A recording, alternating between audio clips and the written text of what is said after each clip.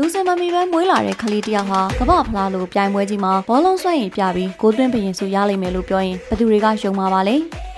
သူဟာဘရာဇီးကန်တွင်ကစားသမားကြီးပီလီနဲ့ခစ်ပြိုင်ဖြစ်ခဲ့ဘူးသလိုတချို့ကပီလီထက်တောင်ပိုကောင်းတယ်လို့ဆိုကြပါတယ်ပီလီကိုယ်တိုင်ကလည်းသူနဲ့သာအတူတူတွဲမကစားခဲ့ရင်အခုလိုကြီးကျယ်ခမ်းနားတဲ့ဘဝကိုရမှာမဟုတ်ဘူးလို့ကိုယ်တိုင်ဝန်ခံခဲ့ပူပါတယ်အဲဒီလိုတခင်မှာတယောက်ဆိုသလိုထူးခြားပြောင်မြောက်ခဲ့တဲ့ဘောလုံးသမားရဲ့နာမည်ကဂါရင်ချာလို့ခေါ်ပါတယ်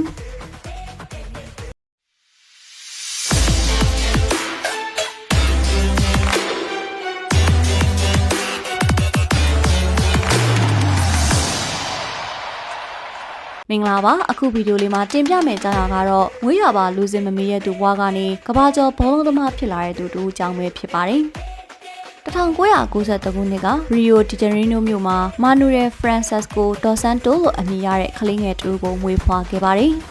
သူဟာမွေးလာကလေးကကြောရိုးပုံပြက်ပြီးခန္ဓာကိုယ်ကတချမ်းဆောင်းနေလို့ညာခြေကဘဲချေချက်6စင်တီမီတာလောက်တူနေခဲ့ပါတယ်ညာခြေကအတွင်းကိုခွင်နေပြီးဘဲခြေကအပြင်ကိုထွက်နေလို့ငွေပေးတဲ့ဆရာဝန်တွေကိုယ်တိုင်ကလူစင်မမီတဲ့ကလေးလို့ကောက်ချက်ချခဲ့ကြပါတယ်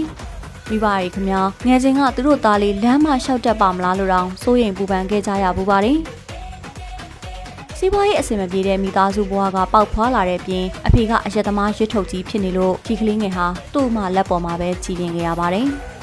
်လမ်းလျှောက်တော့လဲတချမ်းဆောင်းနေတယ်လို့ဖြစ်နေပြီးခန္ဓာကိုယ်ကလည်းတိတ်တိတ်လေးမို့သူ့ကိုထိန်းနေမှာကဘရာဇီးလိုဂါရင်ချာလို့ခေါ်ခဲ့ပါတယ်အင်္ဂလိပ်လိုတော့ငှက်ကလေးလို့အဓိပ္ပာယ်ရပြီးဒီနာမည်ကတွင်သွားလို့သူ့ကိုလူတိုင်းကဂါရင်ချာလို့ပဲခေါ်ကြပါတော့တယ်ဒီလိုလူစင်မမီပဲမွေးလာတဲ့ကလေးငယ်တွေကိုဖျားသခင်ကပို့ချစ်သလားတော့မသိပါဘူးသူမှဖျားသခင်ဖန်ဆင်းပေးတဲ့ဘောလုံးဆွဲရင်အပြည့်အဝပါလာခဲ့ပါတယ်ခန္ဓာကိုယ်ကတစ်ဖက်ဆောင်းနေပြီးတော့ခြေနှစ်ဖက်မညီတဲ့သူ့ရဲ့ဟန်ပန်နဲ့သူ့ရဲ့ဘောလုံးဆွဲရင်ကိုပေါင်းစလိုက်တဲ့အချိန်မှာဂါရင်ချာရဲ့အလိန်ခေါက်ကမော်ဆန်လွန်လာပါတယ်ဂါရင်ချာဟာသူ့ရဲ့ဘောလုံးဆွဲရင်ကြောင့်ကြော်ကြားလာခဲ့ပေမဲ့တချို့ကတော့ဒီခန္ဓာကိုယ်နဲ့ဖြစ်မှာမဟုတ်ဘူးလို့အထင်သေးခဲ့ကြပါတယ်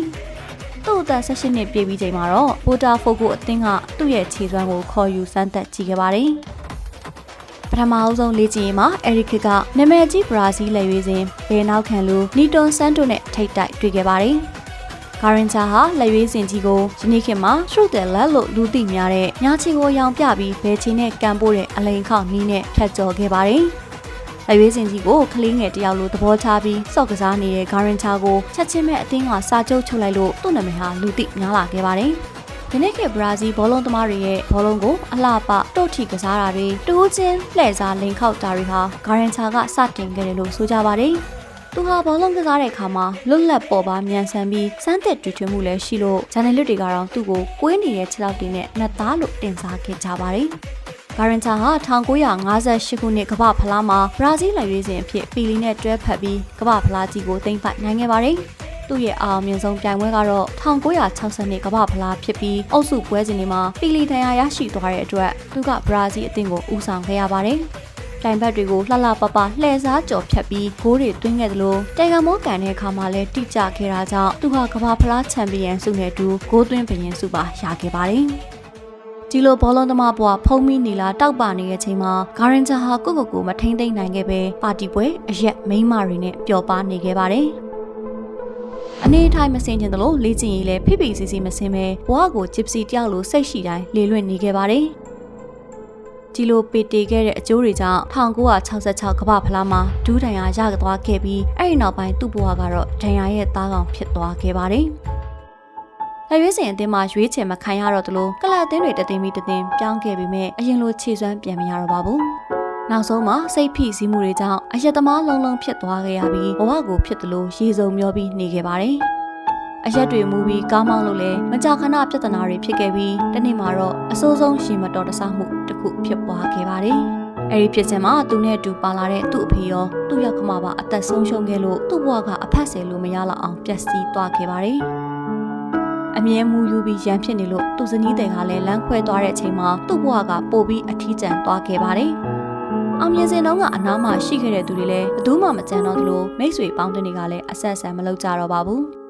ဒါကြောင့်သူ့ရဲ့နေဝင်ချိန်မှာအရက်ကိုပဲအဖို့ပြုတ်ရင်အသက်49နှစ်အရွယ်မှာပဲလောကကြီးနဲ့သူ့ချစ်တဲ့ဘောလုံးအားကစားကိုအပီးပိုင်ဆွန့်ခွာသွားခဲ့ရရှာပါတော့တယ်။လူစင်မမီခဲ့တဲ့ဂါရင်ချာကိုဖျားသခင်ကသူမတူတဲ့ဘောလုံးစွမ်းရည်နဲ့လက်ဆောင်ပေးခဲ့ပြီးသူကလည်းဘောလုံးကိုနှလုံးသားနဲ့ကစားခဲ့တဲ့သူမို့အကြီးအကျယ်အောင်မြင်ခဲ့ပါတယ်။ ဒါကြောင့်လူတွေကသူ့ကိုချစ်ခင်လေးစားပြီးအားပေးခဲ့ကြပေမဲ့အဲ့ဒီအောင်မြင်မှုကပဲသူ့ဘဝကိုဖျက်ဆီးသွားခဲ့တာဖြစ်ပါတယ်။အပျော်ပါးကိုလူရာချက်ပို့ပြီးလိုက်စားခဲ့လို့သူတိဆောက်ထားတဲ့ဘဝကြီးတစ်ခုလုံးပြိုလဲပျက်စီးသွားပြီးလောကရန်တရားကသူ့ကိုအနိုင်ယူသွားခဲ့ပါတယ်။နောက်ဆုံးတော့ဖျားသခင်ကသူ့ကိုအပြစ်ပေးတဲ့အနေနဲ့သူ့ပေးတဲ့လက်ဆောင်ကိုပြန်ယူသွားလေသလားလို့တောင်တွေးချင်စရာပါပဲ။ကျမတို့ဆော့ကာ88ဟာပရိသတ်များအတွက်စိတ်ဝင်စားဖွယ်ရာအကြောင်းအရာတွေကိုပုံမှန်တင်ဆက်ပေးနေရဖြစ်လို့ Subscribe and Like လုပ်ပေးခြင်းအဖြစ်ကူညီပံ့ပိုးနိုင်ပါတယ်။ဒီဗီဒီယိုလေးကိုအဆုံးထိကြည့်ရှုအားပေးရတဲ့အတွက်လည်းကျေးဇူးအထူးပဲတင်ရှိပါရရှင်။